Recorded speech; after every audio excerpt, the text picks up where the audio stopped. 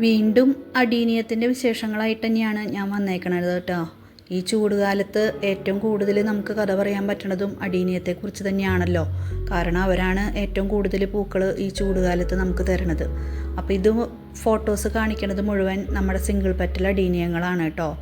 അത് നമ്മൾ വിത്ത് മുളപ്പിച്ചിട്ട് തയ്യാക്കിയിട്ട് എടുത്തിട്ടുള്ളതാണ്. കാണുമ്പോൾ ഏകദേശം എല്ലാം ഒരുപോലെ ഇരിക്കുന്നുണ്ട് എന്നുണ്ടെങ്കിലും നമ്മൾ ചതിക്കാത്ത ചന്തൂല് സലിംകുമാർ പറയണ പോലെ മുദ്ര ശ്രദ്ധിക്കണം. ചിലതിന് പിങ്ക് കൂടുതലുണ്ട്, ചിലതിന് റെഡ് കൂടുതലുണ്ട്, ചിലത് ക്രീമി കളറ് കൂടുതലാണ്. അപ്പം അങ്ങനെയുള്ള ചെറിയ ചെറിയ വ്യത്യാസങ്ങളൊക്കെ ഓരോ ചെടിക്കും ഉണ്ട് കേട്ടോ. ആ ഡിഫറൻസിനനുസരിച്ചിട്ട് തന്നെ അതിൻ്റെ പൂക്കളും ഒരുമിച്ചുണ്ടാവുമ്പോൾ ആ ഒരു വ്യത്യാസം നമുക്ക് കാണാനായിട്ട് പറ്റും. ചിലത് തനി റോസാണ്, ചിലതിന് റെഡിഷ് കളർ കൂടുതലുള്ളതുണ്ട്. അപ്പോൾ അങ്ങനെ ചെറിയ ചെറിയ വ്യത്യാസങ്ങളൊക്കെ ഉണ്ട്. ഈ സിംഗിൾ പെറ്റൽ നാടൻ അടീനിയത്തുമ്മയാണ് വിത്തുകൾ അധികവും കണ്ടിട്ടുള്ളത് കേട്ടോ. മറ്റേ ഗ്രാഫ്റ്റഡ് തൈകളുമേയും അതുപോലെ തന്നെ ഹൈബ്രിഡ് തൈകളുമേയൊക്കെ വിത്തുകൾ വളരെ അപൂർവമായിട്ടേ ഉണ്ടാവാറുള്ളൂ. എനിക്കിപ്രാവശ്യം ആ ഒരു വെള്ള അടീനിയത്തുമ്മ അത് നമ്മുടെ ലാസ്റ്റ് കാണിക്കുന്നുണ്ട്. ഒരു വിത്ത് 2 വിത്ത് ഉണ്ടായി കിട്ടിയിട്ടുണ്ട്. 2 വിത്ത് എന്ന് വെച്ചാൽ 4 കൊമ്പ് പോലത്തെ ഇത്. അപ്പോൾ അതെന്തായാലും ഞാൻ ഇതുവരെ അങ്ങനെ വിത്തൊന്നും കാര്യമായിട്ട് ശ്രദ്ധിക്കാറില്ല. എല്ലാതും എൻ്റെ കയ്യിലേക്ക് കിട്ടുമ്പോഴേക്ക് തന്നെ അതൊക്കെ ഒരുവിധം പൊട്ടി പറന്ന് നടന്നിട്ടുണ്ടായിരിക്കും. അയൽവക്കക്കാർ വരെ ഇവിടെ അന്വേഷിച്ച് വന്നു തുടങ്ങിയത് എന്ത് ഈ അപ്പൂപ്പന്താടി പോലെ പറന്ന് നടക്കുന്ന സാധനം എന്ന്.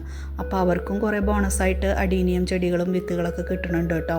നമുക്ക് ഈ ചൂടുകാലമായ കാരണം കൊണ്ട് എപ്പോൾ അത് പൊട്ടിത്തെറിക്കും എന്ന് പറയാനായിട്ട് പറ്റില്ല. അപ്പോൾ അതുകൊണ്ട് അത് കളക്ട് ചെയ്യൽ ഒരു പണി തന്നെയാണ് ഇപ്പോൾ എനിക്ക്.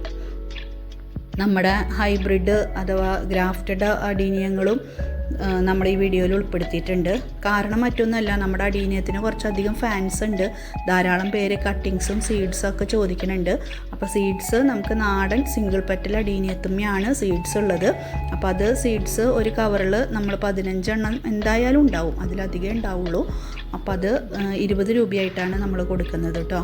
മറ്റേ കട്ടിങ്സിനും ഗ്രാഫ്റ്റഡിൻ്റെ 20 രൂപയായിട്ടാണ് കൊടുക്കുന്നത്. കട്ടിങ്സ് ഞാൻ ഇതുവരെയും പിടിപ്പിച്ച് നോക്കിയിട്ടില്ല. അപ്പോൾ ആർക്കെങ്കിലൊക്കെ കട്ടിങ്സ് പിടിച്ചിട്ട് ശരിയായിട്ട് പൂവുണ്ടായി കിട്ടിയിട്ടുണ്ടെങ്കിൽ വീഡിയോൻ്റെ താഴെ ഒന്ന് കമൻറ്റ് ചെയ്തോളൂ കേട്ടോ. എന്തായാലും ഒരു വഴിക്ക് കൂടെ പോകുമ്പോൾ കുറച്ച് പേരെ കൂടെ കൂട്ടുന്ന ഒരു സ്വഭാവം നമുക്ക് പണ്ടേ ഉണ്ടല്ലോ. അപ്പം റോസാപ്പൂക്കളും നല്ല രസമായിട്ട് വിരിഞ്ഞ് നിൽക്കുന്നുണ്ട്. അവരെങ്ങനെയാണ് ഈ വെയിലത്ത് ഇവരൊക്കെ അതിജീവിച്ച് നിൽക്കണേ എന്നുള്ളത് എനിക്കിപ്പോഴും ഒരു മിസ്റ്ററി ആയിട്ട് നിൽക്കുന്ന കാര്യമാണ് കേട്ടോ. എന്തായാലും അവരും നല്ല രീതിക്ക് പൂവൊക്കെ പിടിച്ച് വരുന്നുണ്ട്. കുറച്ച് വളമൊക്കെ ഇട്ട് കൊടുത്ത് സെറ്റ് ചെയ്യാനുള്ള സമയമൊക്കെ അതിക്രമിച്ചിട്ടുണ്ട്. എന്തായാലും ഈ ഒരു 2-3 ദിവസത്തിൻ്റെ ഉള്ളിൽ നമുക്ക് അതിലേക്കൊക്കെ ഇറങ്ങണം.